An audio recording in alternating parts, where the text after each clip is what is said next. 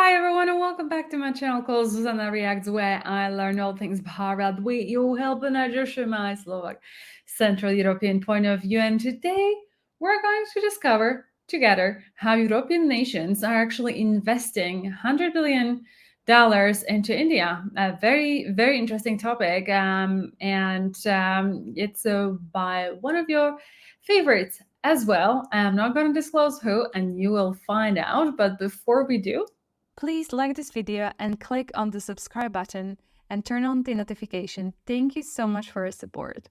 Okay, so let's see what Palki Sharma has to say about European nations investing 100 billion in India.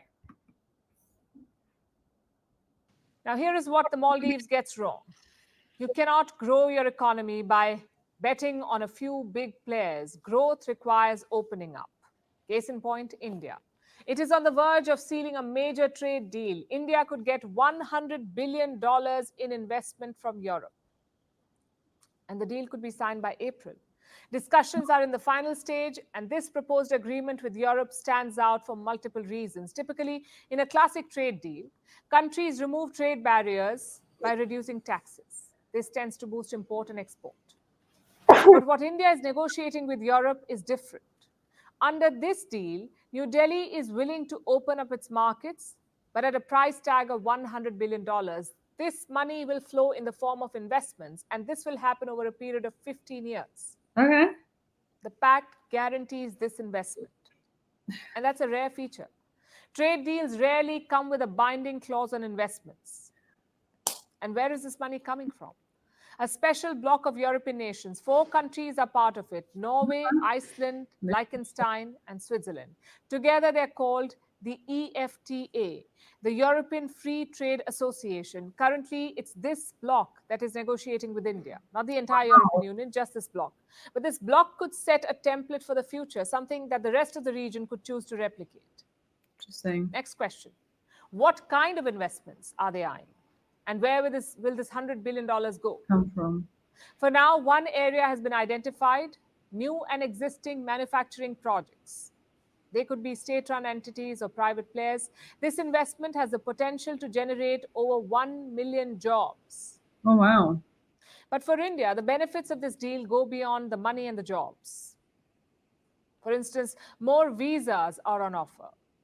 If the deal goes through, Indian professionals could get easy access to these 4 countries: Norway, Iceland, Liechtenstein, and Switzerland. And what do these countries get in return? What's in it for them? Like I said, they're looking for market access. They want to sell a range of products in India. Okay. Look at this list.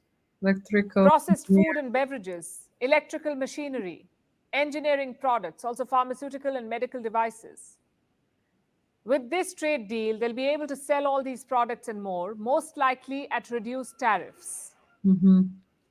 Obviously, we'll have to wait for the fine print. But on first impressions, this deal has big benefits for both sides. And the agreement has been in the making for a long time. In fact, the conversation started way back in 2008. So it has taken some 16 years for India and the EFTA, this European bloc, to finalize a deal. And it hasn't been signed yet. The European side wants to sign the pact before the general election in India. Interesting. That is New Delhi on the same page. Reports say the outline of the deal was locked last month. There is an agreement on pressing and controversial issues like patent protection. They've all been sorted.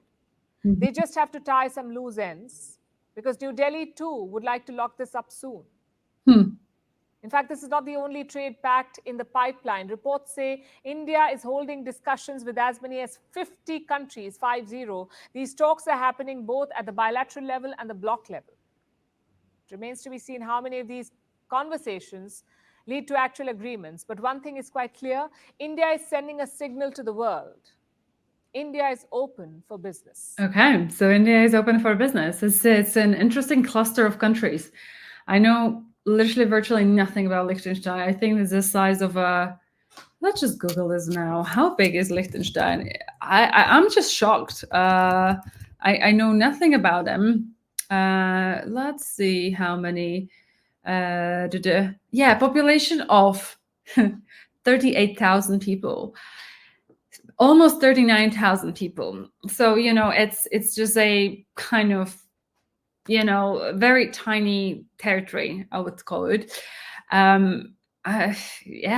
Switzerland, I'm also surprised. Like, apart from everything super expensive, I wonder what, like, electrical, like, I mean, exporting processed food, Lord. I mean, I'm sorry, you guys, but I mean, everything else, and you're big in pharma. Why do you need exported pharma stuff? I don't know. But like processed food, like seriously, I am sure in a way, like from what I've gathered from learning about a channel, that you would eat fresh and you have fresh food. Why would you, as an Indian people, want to have processed food? Like, I would rather have processed Indian food in India than processed food being delivered from like Liechtenstein to India. It makes zero sense to me. But anywho, it's a bit of a very random cluster of European, very small countries. Switzerland is literally a country that stores everyone's dirty money. I don't know. I'm very opinionated when it comes to Switzerland, because I feel like all the blood money are actually stored there. Everyone's illegal money is stored there. That's why they're neutral, because everyone is vested there by, I don't know, madness. So yeah, how do you guys feel about that? How do you feel about getting investment? I guess on like if you just take it from pure economical level, it's good. But then like if you would be moving to Europe, would you consider these countries? Perhaps out of everyone, I would perhaps consider Norway, although I've never personally been to Nordics, nor is it of my kind of interest or agenda. Apparently, it's super beautiful over there. Super expensive, way more expensive than London.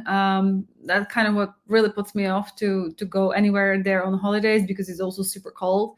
I can't picture myself living there. It's so funny because they say like, oh, like people in Europe which have no idea about anything when it comes to Slovakia, they say, oh, it must be cold in Slovakia. I'm like, no, you silly. We do have cold weather. Like, it's winter. I'm sitting in a jumper here, but like, yeah, it is cold for like a couple of months, but then we have half a year of really nice summer, right? Like over 30, 34, sometimes it even reaches 38 degrees. So hence, I would not consider the Nordics, although they have I think the best kind of like the whole social system there as well. I know that in Sweden, perhaps you guys have heard it from like all the kind of terror attacks and stuff with the Muslims and all the kind of things happening there. But I think that these countries, on the other hand, are actually very pretty safe and good social security system. So that would be a reason. But if I was given a choice, I would not want to move to any of those countries. For me, there are only two countries in Europe where I would want to live. I live in Slovakia. I live in the UK. And not in the UK, but more particularly in London. Maybe I'm not like I've lived all over the country in the UK, and I think out of everywhere, I would only pick London, personally for me. And yeah, I don't think I've worked with Germans a lot. I don't think I could live there even if they paid me billions. French, the crime there is crazy.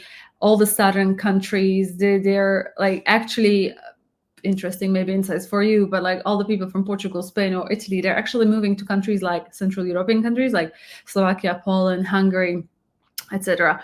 So I actually feel like our region in Europe, so where I'm from, is going to be a bit up and coming, but it will clearly very much depend on the politics here. We have just some very crazy leaders in Central Europe.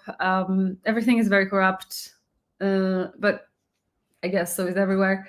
But just, in my opinion, hinders the progress of the region. But we'll see. Yeah, so I went on a little rant.